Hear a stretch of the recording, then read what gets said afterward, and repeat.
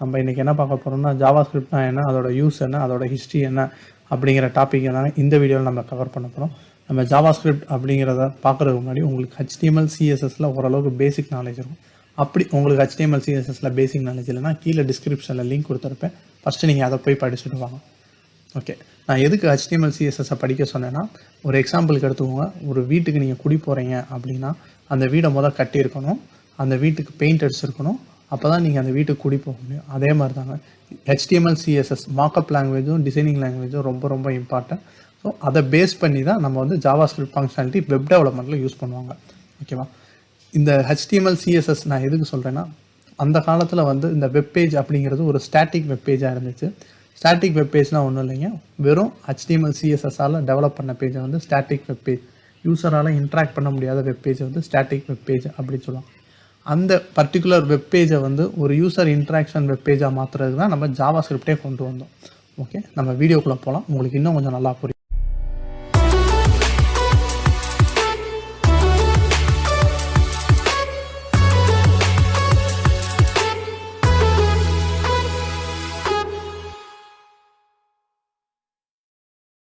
What is JavaScript? JavaScript அப்படிங்கிறது ஒன்றும் இல்லைங்க, அது ஒரு ப்ரோக்ராமிங் லாங்குவேஜ். நான் சொன்ன மாதிரி ஒரு ஸ்டாட்டிக் வெப் பேஜாக ஒரு இன்ட்ராக்டிவ் வெப் பேஜாக மாற்றுறதுக்கு ஜாவாஸ்கிரிப்ட் யூஸ் பண்ணாங்க.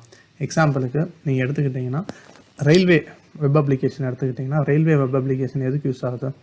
நம்ம ஒரு டிக்கெட் புக் பண்ணோம், இந்த மாதிரி ஃபங்க்ஷனாலிட்டியை இம்ப்ளிமெண்ட் பண்ணியிருக்காங்க. நம்ம யூசர் ஒரு டிக்கெட் புக் பண்ணிக்கலாம், அவங்க புக் பண்ண டிக்கெட்டை பார்த்துக்கலாம். ஓகேவா? இந்த டிக்கெட் புக் பண்ணுறது இதெல்லாம் ஒரு ஃபங்க்ஷனாலிட்டி தானே.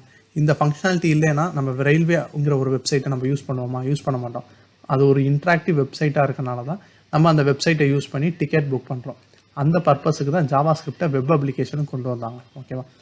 இங்கே ஒரு எக்ஸாம்பிள் சும்மா போட்டிருக்கேன். ஒரு கார் அப்படிங்கிறத கன்சிடர் பண்ணிங்கன்னா அதை எதால் மேட் பண்ணியிருப்பாங்கன்னா HTML எலமெண்ட்டால் மேட் பண்ணியிருப்பாங்க.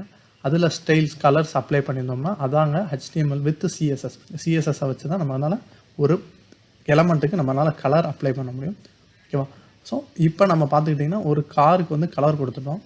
இவன் நம்ம கலர் கொடுத்தாலும் கார் அப்படின்னா அதுக்கு ஒரு சில ஃபங்க்ஷனாலிட்டி இருக்கும்.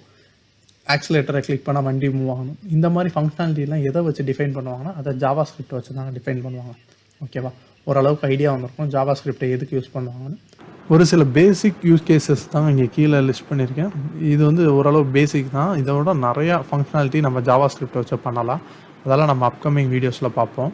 இப்போ நான் எக்ஸாம்பிளுக்கு இங்கே என்ன கொடுத்துருக்கேன்னா, client side validation. Client side வேலிடேஷன்னா ஒன்றும் இல்லைங்க. இப்போ பார்த்துக்கிட்டிங்கன்னா, இப்போ ஃபேஸ்புக் இருக்குது. ஃபேஸ்புக்கில் நான் ஸ்டோரி க்ரியேட் பண்ண போகிறேன்னு வைங்களேன். இப்போ நான் கிரியேட்டட் டெக்ஸ்ட் ஸ்டோரின்னு க்ரியேட் பண்ணுறேன். இப்போ நான் இந்த இடத்துல டைப் பண்ணிவிட்டு சப்மிட் பண்ணணும். ஓகேவா? இப்போ நான் டைப் பண்ணாமல் சப்மிட் பண்ணுறேன்னு வைங்களேன், எனக்கு பார்த்தீங்கன்னா இது சப்மிட் ஆகாது. அதுக்கு பதில் எனக்கு இந்த பட்டன் டிசேபிள் ஆகுது. எதுக்குன்னா, நான் ஃபர்தராக திருப்பி நான் சப்மிட் கிளிக் பண்ணக்கூடாது இங்கே டைப் பண்ணுற வரையும் அப்படிங்கிறதுக்காண்டி இங்கே இந்த பட்டன் டிசேபிள் ஆகிடுச்சு. அப்புறம் இங்கே பார்த்துக்கிட்டிங்கன்னா இந்த டெக்ஸ்ட்டு ரெட் கலரில் நமக்கு இன்டிமேட் பண்ணுது. அது எதுக்குன்னா, இங்கே நம்ம ஃபில் பண்ணணும், பட் நம்ம ஃபில் பண்ண மறந்துட்டோம் அப்படிங்கிறது. இந்த மாதிரி கிளைண்ட் சைடு வேலிடேஷன்லாம் நம்ம ஜாவாஸ்கிரிப்டை வச்சு தாங்க பண்ணுறோம். ஓகேவா? ப்ரீவியஸாக எப்படி இருந்துச்சுன்னா, நம்ம கிளைண்ட் சைடு வேலிடேஷனுக்கு பதிலாக அதை சர்வர் சைடு ஹேண்டில் பண்ணிட்டு இருந்தோம். சர்வர் சைடில் ஹேண்டில் பண்ணுறதுனால என்ன ஒரு டிஸ்அட்வான்டேஜ்னால், இப்போ இதில் ஒரு ஃபீல்டு இருக்குது, பரவாயில்ல. இதே மாதிரி ஒரு 15 ஃபீல்டு இருக்குன்னு வைங்களேன். அதில் நான் ஒரு 14 ஃபீல்டு டைப் பண்ணிவிட்டு ஒரே ஒரு ஃபீல்டு டைப் பண்ணல.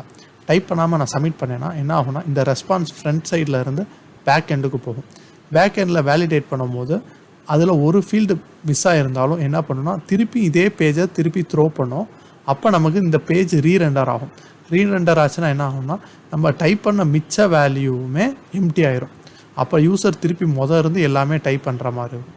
ஸோ இந்த டிஸ்அட்வான்டேஜை ஓவர் கம் பண்ணுறதுக்கு நம்ம ஜாவாஸ்கிரிப்டை யூஸ் பண்ணுறோம். ஓகேவா? இதுக்கு மட்டும் இல்லைங்க, உங்களுக்கு வேறு என்ன எக்ஸாம்பிள்னா, இப்போ நான் இதை கிளிக் பண்ணுறேன், ஒரு இன்ட்ராக்ஷன், யூசர் இன்ட்ராக்ஷன் தான். இப்போ நான் கிளிக் பண்ணேன்னா எனக்கு இது ஓப்பன் ஆகுது. ஓகேவா? அது ஒரு இன்ட்ராக்ஷன். அது ஹேண்ட்லிங், ஈவெண்ட் ஹேண்ட்லிங்க்கு. இப்போ நான் இங்கே டைப் பண்ணேன்னு வைங்களேன், எனக்கு இந்த இடத்துல பைண்ட் ஆகுது ஆட்டோமேட்டிக்காக. இது ஒரு ஜாவாஸ்கிரிப்ட் ஃபங்க்ஷனை வச்சு தான் பண்ணியிருக்காங்க. அதே மாதிரி நான் இப்போ இதை க்ளோஸ் பண்ண போகிறேன் அப்படின்னா, இந்த பார்த்தீங்களா ஒரு பாப்அப் அலர்ட் வருது. இந்த அலர்ட்டு, ப்ராம்ப்ட்டு, கன்ஃபார்ம் பாக்ஸ் இதெல்லாம் பற்றி ஃபியூச்சர் வீடியோவில் பார்ப்போம். பட் தெரிஞ்சுக்கோங்க, இதெல்லாம் ஒரு ஜாவாஸ்கிரிப்ட் ஃபங்க்ஷனாலிட்டியில் தான் மேட் ஆகிருக்கு அப்படின்னு. ஓகேவாங்க? இப்போ ஓரளவு லைவ் எக்ஸாம்பிளில் உங்களுக்கு ஒரு ஐடியா வந்திருக்கும் ஜாவாஸ்கிரிப்ட் எதுக்காண்டி யூஸ் பண்ணலாம். இப்போ அதோட ஹிஸ்ட்ரி பார்ப்போம்.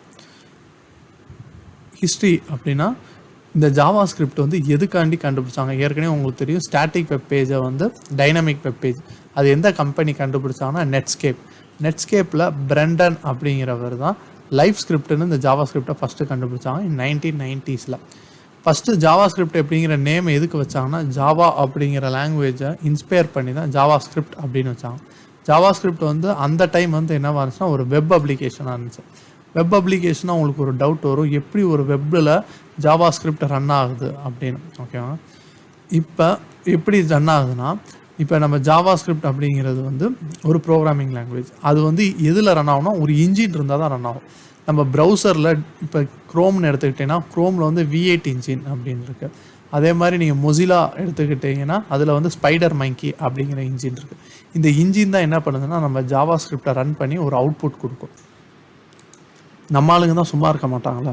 இப்போ JavaScript வந்து ப்ரௌசரில் ரன் ஆயிடுச்சு. ஓகே, இப்போ அந்த JavaScriptை வந்து நான் வந்து சர்வர் சைடு இல்லை மொபைல் சைடு ரன் பண்ண வைக்கணும்னு என்ன பண்ணாங்கன்னா ரியான் அப்படிங்கிறவர், அதே கம்பெனி நெட்ஸ்கேப் கம்பெனி தான், அவர் என்ன பண்ணார்னா ப்ரௌசரில் இருக்க V8 இன்ஜினை எடுத்து C++க்குள்ளே எம்பர்ட் பண்ணாங்க. இதை தான் நம்ம Node.js. இந்த Node.js-ஐ வச்சு நம்ம JavaScriptை ப்ரௌசரை தவிர வெளியில் ரன் பண்ண முடியும். ஓகேங்க, உங்களுக்கு இப்போ JavaScriptனா ஒரு நல்ல ஐடியா வந்திருக்கும். அது எதுக்கு யூஸ் பண்ணாங்க, ஸ்டாட்டிக் பேஜஸ்னால் என்ன, டைனமிக் ஐ மீன் இன்ட்ராக்டிவ் பேஜஸ்னால் என்ன அப்படிங்கிற ஒரு ஐடியா வந்திருக்கும். அதை JavaScript வச்சு பண்ணுறாங்கன்னு. JavaScript வச்சு அது மட்டும் இல்லைங்க, சர்வர் சைடு யூஸ் பண்ணுவாங்க. அதெல்லாம் வந்து நம்ம நோட் அப்படிங்கிற ஒரு கான்செப்ட், அது ஒரு தனி பிளேலிஸ்ட்டாக வந்து நம்ம போடுவோம். நீங்கள் அதில் பார்த்து தெரிஞ்சுக்கோங்க. அவ்வளோதாங்க JavaScriptோட ஹிஸ்ட்ரி. இப்போ ECMAScriptனா நீங்கள் ES6 ES7 அப்படின்லாம் கேள்விப்பட்டிருப்பீங்க. அப்படின்னா என்னென்னா நம்ம JavaScriptக்கு ஒரு ஸ்டாண்டர்டைசேஷன் கொண்டு வருது. ES6ன்னு பார்த்தீங்கன்னா லெட்டு கான்ஸ்ட்டு இந்த மாதிரி புதுசாக இன்ட்ரடியூஸ் பண்ணாங்க. இதெல்லாம் எதுக்குன்னு நம்ம ஃபர்தர் வீடியோவில் பார்ப்போம். அப்போ உங்களுக்கு ஈஸியாக புரியும். ஓகேவா? ECMAScriptங்கிறத கொண்டு வந்ததே JavaScriptை ஒரு ஸ்டாண்டர்டைஸ் பண்ணதான். அது JavaScript மட்டும் இல்லைங்க, JScript அப்படிங்கிற ஒரு லாங்குவேஜும் யூஸ் பண்ணுது. ஓகேவா? இப்போதைக்கு இது போதுங்க. நம்ம லேட்டராக ஃபர்தர் வீடியோவில் நம்ம எக்ஸ்பிளைன் பண்ணும்போது உங்களுக்கு ஈஸியாக புரியும். Thank you all. தேங்க்யூ ஃபார் வாட்சிங் திஸ்.